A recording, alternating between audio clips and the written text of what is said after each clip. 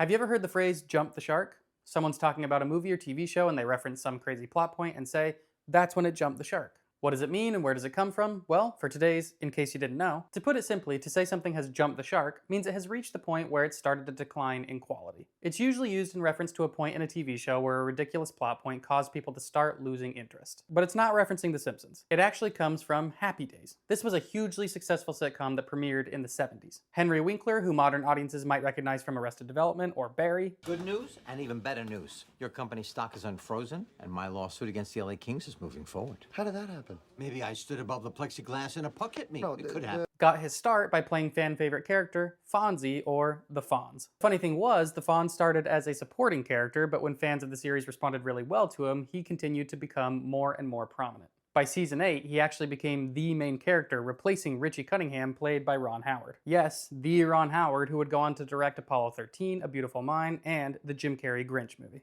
And it wasn't the last time he and Henry Winkler would be on the same TV series, because he would be the narrator on Arrested Development. The will is at my office next to the hot plate with the frayed wires. I didn't, it wasn't... In fact, Barry had lost George Sr.'s will. How did I get here? But what does the Fonz have to do with a shark? Well, in season 5 of Happy Days, there's an episode in which someone challenges Fonzie to literally jump over a shark while on water skis. And because he's the Fonz, he does it.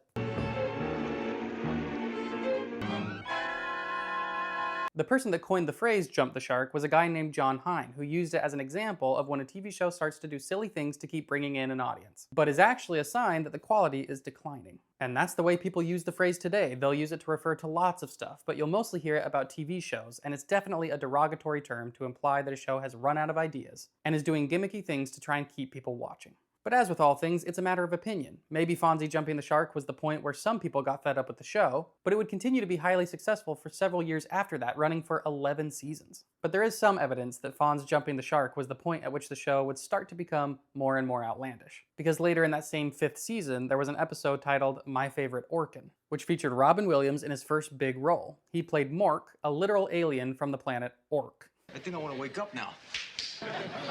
Strange custom. Doesn't give me pleasure. This show started as a straightforward depiction of life in the Midwestern US during the 50s. But hey, the alien thing was probably a weird one-off episode, right? Maybe, but that didn't prevent Mork from getting his own spin-off show, Mork and Mindy, which graced American television for 4 seasons. But the reason jumping the shark has become such a widely used phrase is because it's a clearly identifiable phenomenon. It kept happening to other TV shows over the years. As I said, it's a matter of opinion, but some possible examples would be, spoilers ahead, The Walking Dead, when they made you wait for an entirely new season to find out which character was going to die. Riverdale, by season 6, it's an alternate reality with witches.